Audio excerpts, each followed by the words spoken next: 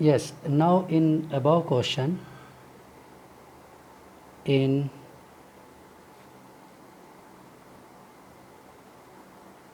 above question एक और part है, क्या है इसमें, क्या फाइंड आउट करना, what is the amount of, what is the amount of NaHCO3 present in 1 liter of solution. It is also known as strength of NaHCO3 in solution. Strength का meaning होता है ग्राम पर लीटर। ठीक है, तो question में या तो पूरा लैंग्वेज लिखा होगा, पूरा लैंग्वेज नहीं लिखा है तो स्ट्रेंथ ऑफ NaCO3 लिखा होगा, या फिर ग्राम पर लीटर जैसा लैंग्वेज लिखा हुआ है ग्राम पर लीटर। तो स्ट्रेंथ वर्ड का मीनिंग जो होता है वो होता है ग्राम पर लीटर, हमें फाइंड आउट करना है। ठीक है, तो इसके लिए हमें क्या करना है, लैंग्वेज को एक बार फिर से रीड करना पड़ेगा कि क्वेश्चन में क्या कह रहा है क्या नहीं कह रहा है। ठीक है, तो हम एक बार क्वेश्चन को फिर से रीड कर लेते हैं। ठीक, देखिए यहाँ लिखा है 20 ml of the solution containing, इसमें इतने इतने titrated with HCl using phenolphthalein indicator, the end point was 10 ml। ठीक है, ये हो गया। अब इसको मैं इस न्यूमेरिकल को दो तरीके से कर सकते हैं, न्यूमेरिकल मतलब टाइट्रेशन को दो तरीके से किया जा सकता है।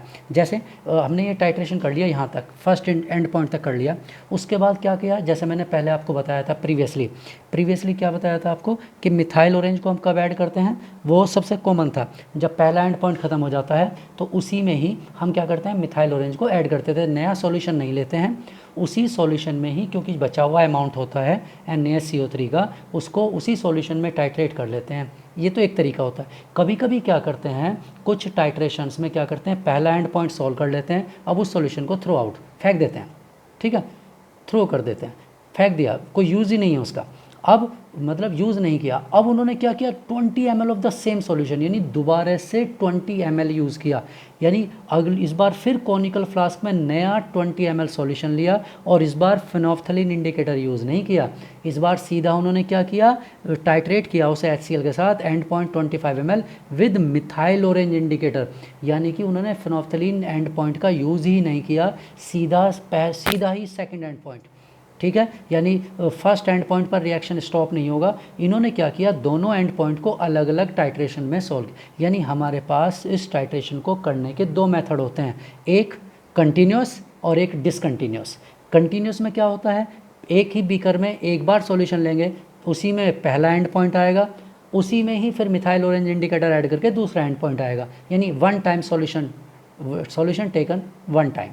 ठीक है, और एक दूसरा होता है डिसकंटिन्यूस मतलब एक बार आपने सॉल्यूशन लिया कॉनिकल फ्लास्क में, फिनोल्फथलीन एंड पॉइंट के लिए उसे यूज़ कर लिया, अब उसके बाद उसे फेंक दिया। ठीक है, यूज़लेस, डिसकंटिन्यू हो गया। अब दोबारा से ब्यूरेट को फिर से फिल कर लिया, ब्यूरेट भी पूरा फिल हो गया, और उसके बाद आपने नया सॉल्यूशन यूज़ कर लिया 20 ml। ठीक है, नया सॉल्यूशन, ठीक, इस बार फिर से नया सॉल्यूशन लिया, और इस बार फिनोल्फथलीन नहीं डाला है, आपने सीधा स्टार्टिंग पॉइंट में क्या डाल दिया, मिथाइल ऑरेंज डाल दिया, यानी कि आपका एंड पॉइंट सीधा कहाँ पहुँचेगा, तीनों रिएक्शन कंप्लीट होने के बाद पहुँचेगा। ठीक है, तीनों रिएक्शन कंप्लीट होने के बाद। ठीक है, चलिए तो हम देख लेते हैं क्या होगा। तो इस it means it is discontinuous, it is discontinuous.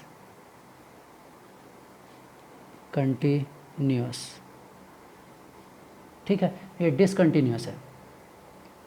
ठीक है, डिसकंटिन्यूस यानी कि सीक्वेंस में नहीं है ये। ठीक, और इसका मीनिंग क्या होगा, therefore number of gram equivalent of HCl, ठीक है, equal to number of gram equivalent of NaHCO3 initially present, I लिख दिया मैंने, plus half number of gram equivalent of Na2CO3 n factor 2 produced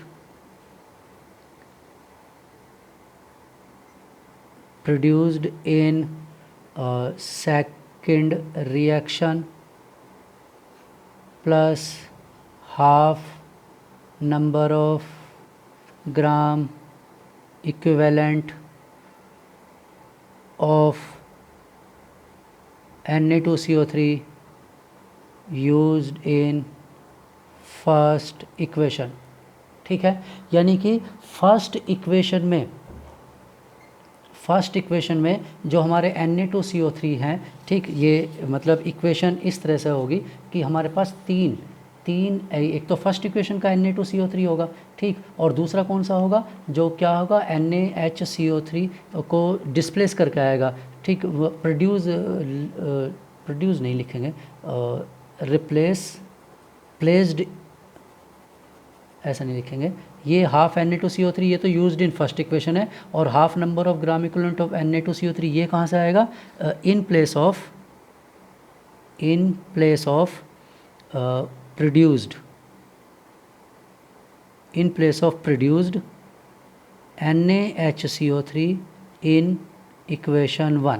ठीक है, इक्वेशन 1 में जो NaHCO3 प्रोड्यूस होगा उसके प्लेस पर ये वैल्यू आई है, ये तो इनिशियली प्रेजेंट था, और ये वाला क्यों आया, क्योंकि फर्स्ट इक्वेशन भी इसमें इन्वॉल्व है। It is discontinuous means all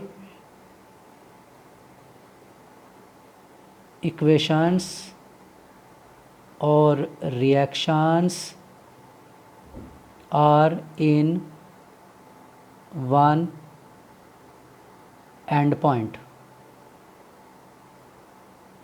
सब एक ही एंड पॉइंट में आ जाएंगे, एक ही एंड पॉइंट होगा इसका।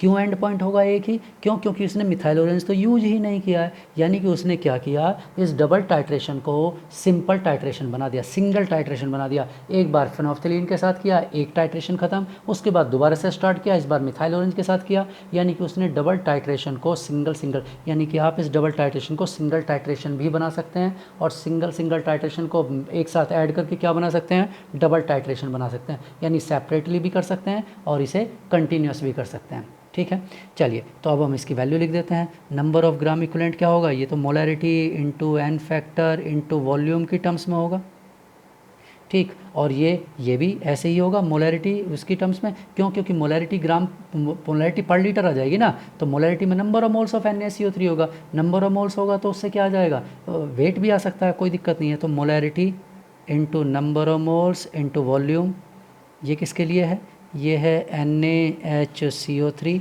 जो इनिशियली प्रेजेंट है, प्लस हाफ, ठीक, और ये तो ऐसे ही रहेगा। मैं हाफ और हाफ दो हैं तो इसे 1 लिख देता हूँ, यानी कि 1 number of gram equivalent of Na2CO3 n factor 2। चलिए तो अब इसकी वैल्यू लिखना स्टार्ट करते हैं। इसकी मोलैरिटी 0.1 गिवन है, एन फैक्टर 1 है, और वॉल्यूम कितना यूज़ हुआ, 25 इंटू 10⁻⁴। ये मोलैरिटी अननोन है, एन फैक्टर NaCO3 का 1 होता है क्योंकि एक ही चार्ज है, वॉल्यूम इसका 20 क्योंकि 20 ml को टाइट्रेट करने की बात कर रहा है, वो 20 ml में ये प्रेजेंट है, प्लस अब ये number of gram equivalent of Na2CO3 कहाँ से आएगा, यहाँ से देखिए, ये number of gram equivalent of Na2CO3 हमारे पास लिखा हुआ है, ये है लेकिन हाफ, तो ये half number of gram equivalent of Na2CO3 को अगर आप देखेंगे तो ये इसके इक्वल है, और यहाँ से देखिए ये वैल्यू इसके इक्वल है, और मैं ये क्या कह रहा है, ये तो हाफ की वैल्यू है, तो इस 2 को इधर मल्टीप्लाई कर देंगे तो क्या हो जाएगा, ये इसकी पूरे नंबर ऑफ ग्राम, यानी कि ये नंबर ऑफ, मैं यहाँ तक सर्किल कर देता हूँ, number of gram equivalent of Na2CO3, ये क्या हो जाएगा, double of number of gram equivalent of HCl जो फर्स्ट एंड पॉइंट पर यूज़ हुआ था उससे। क्योंकि इक्वेशन तो एक है ना, अब तो 2 अननोन तो सॉल्व कर ही नहीं सकते, इसमें तो एक ये भी अननोन है, ये भी अननोन है, तो इसकी वैल्यू तो हम कहाँ से सॉल्व कर लेंगे, फर्स्ट एंड पॉइंट से सॉल्व कर लेंगे। तो मैं इसे लिख देता हूँ 2 into number of gram equivalent of HCl, ठीक है, यूज्ड इन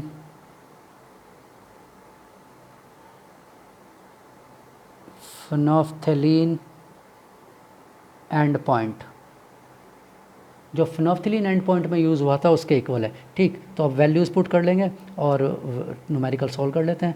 ये तो हो जाएगा 2.5 into 10⁻³ m into 20 into 10⁻³ 2 into इसकी वैल्यू लिख लेते हैं 0.11 इंटू 10 × 10⁻³ ठीक है, ये वैल्यू लिख ली, डबल करके लिखा हमने क्यों, क्योंकि वो हाफ की वैल्यू थी और हमें फुल चाहिए था, हाफ हाफ मिलकर फुल हो गया। ठीक है, चलिए तो अभी से ये लेफ्ट साइड में चला जाएगा, तो 2.5 इंटू 10⁻³ 2, ये तो डेसिमल कैंसिल आउट हो जाएगा, 3 equal to m into 20 into 10⁻, ये बच जाएगा कितना 0.5 into 10⁻³ 20 into 10⁻³ cancel out, therefore m equal to कितना हुआ 0.5/20। ठीक है, ये वैल्यू आ गई, ये किसकी वैल्यू है मोलैरिटी की, और मोलैरिटी किसके इक्वल होता है number of moles upon 1 litre volume, 1 litre पर लीटर ही तो बताना है, 1 लीटर में 1 लीटर क्यों लिया, क्योंकि स्ट्रेंथ ग्राम पर लीटर बताना ना इन 1 लीटर, तो 1 लीटर वॉल्यूम तो लेना ही पड़ेगा, तो देयरफॉर ये नंबर ऑफ मोल्स हो गए, तो नंबर ऑफ मोल्स क्या हो गया 0.5/20। देयरफॉर वेट किसके इक्वल होगा number of moles into molar mass of NaHCO3। ठीक है, तो नंबर ऑफ मोल्स 0.5/20 इंटू, अब NaCO3 का मोलर मास कितना होगा, सोडियम 23 + 1 24, 23 + 1 + 12 + 16 इंटू 3, तो 84। ठीक है, अब यहाँ से सॉल्व कर लेंगे, तो यहाँ से ये आ जाएगा कितना 20 चौक 4 आ जाएगा, 1 4 5 चौक 20, तो लग 2.1 ग्राम पर लीटर ये आ जाएगा वेट। ठीक है, तो इस तरह से, तो ये जो डबल टाइट्रेशन होता है ये क्या होता है, ये डबल टाइट्रेशन दो तरीके से हो सकता है, यानी कि आप इसे सिंगल करके भी कर सकते हैं, एक बार बीकर में एक लिया मटेरियल और फिनोल्फ्थालीन का एंड पॉइंट करके ख़त्म, उसके बाद दोबारा से नया मटेरियल लिया और मिथाइल ऑरेंज को ऐड किया और फिर इस बार वो ख़त्म। ठीक है, तो ये दो तरीके से होगा, तो पहले वाले केस में फर्स्ट एंड पॉइंट होगा और दूसरे वाले केस में सीधा सेकंड एंड पॉइंट होगा, सीधा सेकंड एंड पॉइंट, यानी फर्स्ट बीच में से गायब हो जाएगा। ठीक, यानी स्टार्टिंग से एंड तक सारी रिएक्शन उसमें ऐड हो जाएंगी, सारी रिएक्शन एक ही में, और अगर दो पार्ट में करते हैं तो एक रिएक्शन फर्स्ट एंड पॉइंट में और बाकी रिएक्शन सेकंड एंड पॉइंट में। ठीक है, तो इस तरह से क्वेश्चन कर सकते हैं। ठीक, नेक्स्ट इसके बाद एक हम बात करते हैं किसकी, आयोडोमेट्री की, आयोडोमेट्री ठीक, या बैक टाइट्रेशन की।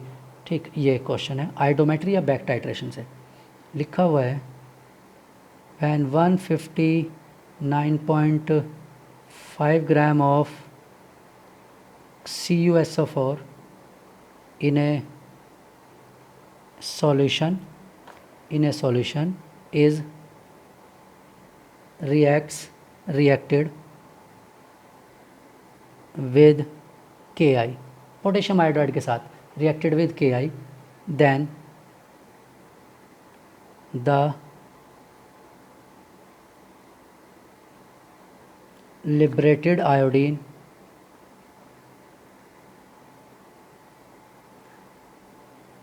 required 100 ml of 1 m hypo solution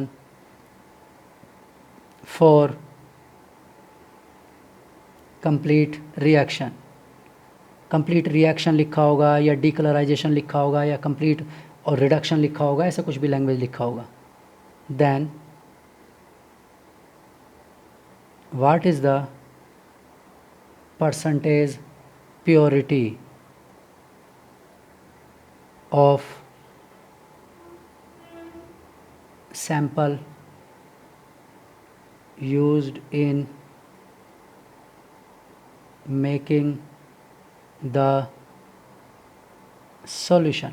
ठीक है, यानी ये जो 159.50 ऑफ कॉपर सल्फेट ये इम्प्योर है, इम्प्योर कॉपर सल्फेट इन्होंने लिखा नहीं है, वैसे ये इम्प्योर है। ऑब्वियसली जब परसेंटेज प्योरिटी पूछ लिया है तो यानी कि वो इम्प्योर ही है। ठीक है, उसमें से कुछ ही CuSO4 है। ठीक, अब इसे हम दो तरीके से कर सकते हैं, वही जैसे आपको बताया था नंबर ऑफ ग्राम इक्विवेलेंट और मोल्स। ठीक है, देखो डबल टाइट्रेशन को ग्राम इक्विवेलेंट से करना ज़्यादा बेटर रहता है क्योंकि नंबर ऑफ मोल्स उसमें ज़्यादा लैंग्वेज लिखनी पड़ती हैं। ठीक है, इक्वेशन भी लिखना पड़ेगा और ज़्यादा लैंग्वेज, और अगर H2SO4 के साथ रिएक्शन आ गई तो रिएक्शन ही नहीं पता है तो फिर बैलेंस नहीं कर पाओगे, तो रिएक्शन ही नहीं लिख पाओगे। ठीक है, और रिएक्शन ही नहीं लिखा, बैलेंस नहीं किया तो मोल कंसेप्ट यूज़ नहीं करना होता। इनमें तो आपको रिएक्शन लिखने की भी रिक्वायरमेंट नहीं है अगर मोल कंसेप्ट से भी करना है। ठीक है, चलिए तो इसका सॉल्यूशन करते हैं। ठीक, कैसे, कॉपर सल्फेट जो इम्प्योरिटीज़ रिएक्ट नहीं करती हैं आपको बताया, copper sulphate react with Ki और प्रोड्यूस आयोडीन। ठीक, अब ये ऑब्वियसली -1 से 0 में कन्वर्ट हुआ है, ये -1 से 0 यानी कि क्या हुआ, ऑक्सीडाइज, तो ये ऑब्वियसली क्या होगा, रिड्यूस, कॉपर 2+ से किस में कन्वर्ट होगा, कॉपर 1+ में कन्वर्ट होगा, ये ऑब्वियस है, याद रखना। ठीक है, चलिए, तो इसका एन फैक्टर 1, ठीक, इसका एन फैक्टर 1 है और इनके एन फैक्टर की रिक्वायरमेंट है ही नहीं।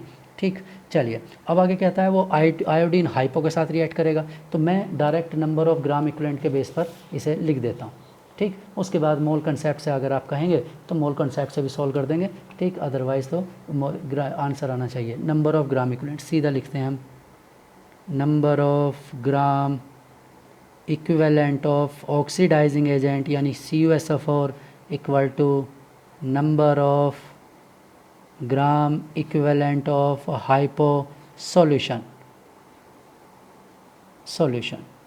ठीक है, ये लिखवाया हुआ है, आपको देख लेना, आयोडोमेट्री में सीधा फॉर्मूला लिखा हुआ है। ठीक है, अब नंबर ऑफ ग्राम इक्विवेलेंट के लिए क्या सॉल्व करना है, number of moles into n factor. ठीक है, क्यों, क्योंकि हमें इसका वेट पता करना है। ठीक, और आगे क्या कहता है वो, हाइपो। ठीक है, ये मोलैरिटी, क्यों, क्योंकि मोलैरिटी गिवन है। चलिए, तो number of moles let the weight is W और molar mass of CuSO4, copper होता है 63.5 कॉपर और सल्फर 32 और ऑक्सीजन 4 है 64। ठीक है, तो 0.5 4 6 8 3 9 और 12 और 3 15 159.5 एन फैक्टर 1 अभी लिखा। इसकी मोलरिटी कितनी है, 1m। एन फैक्टर हाइपो का एन फैक्टर 1 आएगा। आप सॉल्व करेंगे, प्रीवियस उसमें देख लेना लेक्चर में, उसमें हमने सल्फ़र की स्टेट लिख दी होगी। सल्फ़र का लेफ्ट साइड में +2 स्टेट, राइट साइड में 2.5 और एक सल्फ़र के लिए 0.5 का चेंज, तो 2 के लिए 1 का चेंज, तो एन फैक्टर 1 होगा, देख लेना आप। ठीक है, वॉल्यूम कितना 100 इंटू 10⁻³ ठीक है, और ये बैक टाइट्रेशन है, क्यों, क्योंकि हम हाइपो की प्रेजेंट रिएक्शन से किसे सॉल्व कर रहे हैं, प्रीवियस में जो Ki के साथ रिएक्शन हुआ है उसे सॉल्व कर रहे हैं। तो बस यहाँ से W सॉल्व कर लेते हैं। W इक्वल टू क्या आ जाएगा, 159.5 100 इंटू 10⁻³ ठीक है, तो ये कैंसिल आउट, ये तो सीधा आ गया 15.95 ग्राम। ठीक, और परसेंटेज प्योरिटी क्या होगा, परसेंटेज प्योरिटी इक्वल टू क्या होगा, W into 100 upon mass of impure sample.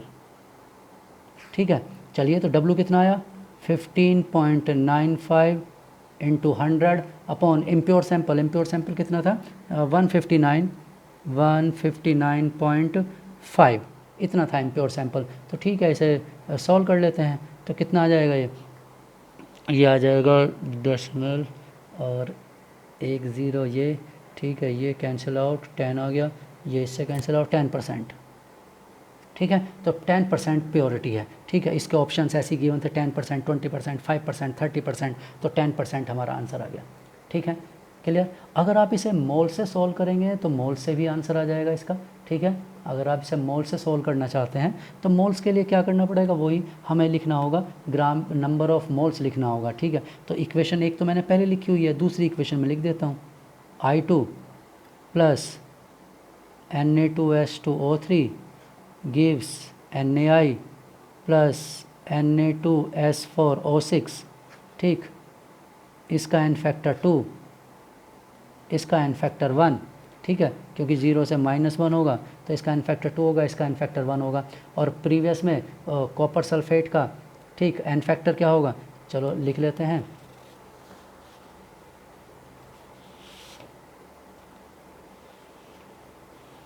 यहाँ इसका एन फैक्टर तो 1 लिखा हुआ है और Ki इसका एन फैक्टर भी क्या होगा, 1 होगा, क्योंकि -1 से 0 एक का ही चेंज है। ठीक है, लेकिन आयोडीन का एन फैक्टर 2 होगा, इसका एन फैक्टर 2 होगा। ठीक, क्लियर, एन फैक्टर 2, आयोडीन का तो 2 ही रहना है ना, क्योंकि आयोडीन तो 0 से इधर लेफ्ट साइड में देखेंगे तो -1 है, तो 0 से -1 एक के लिए 1 का डिफरेंस और 2 के लिए 2 का डिफरेंस। अब हम नंबर ऑफ मोल्स लिख रहे हैं, तो नंबर ऑफ मोल्स में हम किसे लिख रहे हैं, कॉपर सल्फेट विद I2। ठीक है, हमें कॉपर सल्फेट और I2 का रिलेशन बनाना है, Ki का भी बनाना चाहें तो Ki का भी बना सकते हैं। ठीक, तो हमारे पास क्या है, number of moles of CuSO4 equal to number of moles of Ki। ठीक है, ये हम हटा देते हैं, ठीक, यहाँ से दिखाई नहीं देगा। तो number of moles of CuSO4 equal to number of moles of Ki equal to number of moles of I2 upon 2। ठीक है, हाफ क्यों किया, क्योंकि इसका एन फैक्टर 2 था, मोल्स तो इक्वल थे ही नहीं। ठीक, ये हो गया एक। अब यहाँ से आते हैं, ये तो पहले वाली इक्वेशन से बन गया, अब दूसरी इक्वेशन से देखते हैं। Number of moles of I2 divide by 2 और number of moles of hypo divide by 1। क्यों? क्योंकि इसका एन फैक्टर 1 है और इसका एन फैक्टर 2 है, ठीक। और सॉरी, ये तो 2 से मल्टीप्लाई होगा, ये 2 से, ये 2 होगा और ये डिवाइड बाई 1 होगा,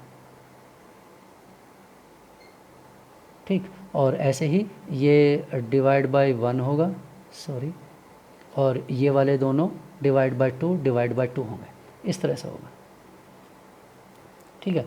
ये तो डिवाइड बाई 1 होगा क्योंकि क्रॉस मल्टीप्लाई होगा ना, अगर इस तरह से देखेंगे तो, ठीक। तो यहाँ से क्या होगा, नंबर हाइपो के जो मोल्स होंगे वो हाइपो के मोल्स किसके इक्वल होंगे, या एन एस ऑफ और ये क्या होगा 2, therefore number of moles of hypo equal to 2 into number of moles of I2, ठीक है। और and therefore copper sulphate number of moles equal to क्या होगा 2 इंटू मोल्स ऑफ I2, हो गया, ठीक है। इसका एन फैक्टर इससे मल्टीप्लाई करेंगे ना, क्रॉस मल्टीप्लाई, और इसके एन फैक्टर को इससे मल्टीप्लाई करेंगे, तो इनके इन दोनों के एन फैक्टर तो 1 1 है, तो 1 से, और इन दो इसका एन फैक्टर क्या है 2, तो वो इससे डिवाइड, तो इसका एन फैक्टर इनके डिवाइड में जाएगा और इसका एन फैक्टर इसके इनके डिवाइड में, जैसे इसका आई का फैक्टर इसके डिवाइड में, क्योंकि ये इधर क्रॉस मल्टीप्लाई ऐसे होता है ना, ये 2 वो गलती से लिख दिया था मैंने, ठीक है, ये 1 है और ये 2 है, ठीक। तो अब ये राइट हैंड साइड दोनों इक्वल हैं, राइट हैंड साइड दोनों इक्वल हैं, तो therefore number of moles of Na2S2O3 equal to number of moles of CuSO4, ठीक। और number of moles of CuSO4 क्या होगा W अपॉन 159.5, ठीक। और हाइपो क्या होगा मोलैरिटी इंटू वॉल्यूम, मोलैरिटी 1 और वॉल्यूम इन 100 10⁻⁻3, W वही आ गया 15.95 ग्राम, वही परसेंटेज, वही आंसर, ठीक है। तो मोल से भी सॉल्व करेंगे तब भी वही आंसर आएगा। उस केस में आपको क्या करना पड़ेगा, बस बैलेंस इक्वेशन लिखना पड़ेगा, आपको उसे बैलेंस करना पड़ेगा और बैलेंस्ड इक्वेशन लिखेंगे तभी आंसर सॉल्व कर सकते हैं, ठीक है, स्टेप बाय स्टेप, ठीक, क्लियर। चलिए, कोई प्रॉब्लम है तो आप उसे सेंड करिए, ठीक, और जो भी प्रॉब्लम आप सेंड करेंगे उसे हम ऐसे ही डिस्कस करेंगे, ठीक। न्यूमेरिकल्स को इसमें कोई प्रॉब्लम है तो आप इसमें बताइए, हम दोबारा से डिस्कस कर सकते हैं किसी भी क्वेश्चन को, ठीक।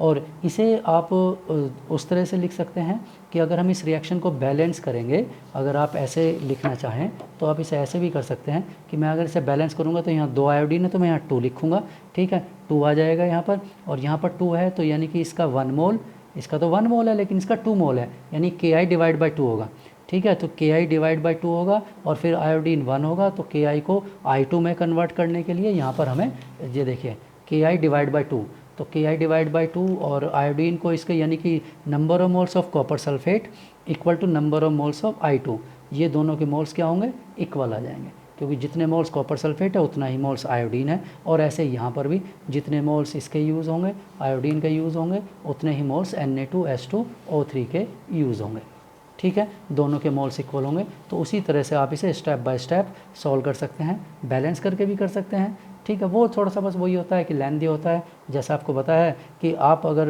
लिख रहे हैं आपको क्या करना है, मैं फिर बता देता हूँ आपको, अगर बैलेंस भी नहीं करना चाहते हो, मोल्स की टर्म्स में फिर भी लिखना चाहते हो, तो आपको क्या करना है, उसके जो भी लिखा हुआ है उसके एन फैक्टर को दूसरों से डिवाइड करो, दूसरों को डिवाइड कर दो और उसके एन फैक्टर से उसे डिवाइड कर दो, ठीक है, जो जिसका है, जैसे इसका एन फैक्टर क्या था 1 तो हमने इसे डिवाइड कर दिया, इसका एन फैक्टर क्या था 2 हमने इसे इससे डिवाइड कर दिया, ठीक है। तो ऐसे क्रॉस डिवाइड करना हो, क्यों, क्योंकि वो क्रॉस मल्टीप्लाई में चला जाता है, 1 इधर चला जाता है 2 इधर चला जाता है, तो बैलेंस करने के लिए ऐसे ही करना पड़ता है, ठीक है। तो आप डायरेक्ट भी कर सकते हो कि एन फैक्ट लिखो नंबर ऑफ मोल्स और राइट वाले के एन फैक्टर को लेफ्ट में डिवाइड कर दो और लेफ्ट वाले के एन फैक्टर को राइट में डिवाइड कर दो, ठीक है। और 2 3 से कंपेयर करना है तो फिर ऐसे ही करो, पहले एक के साथ फिर दूसरे के साथ।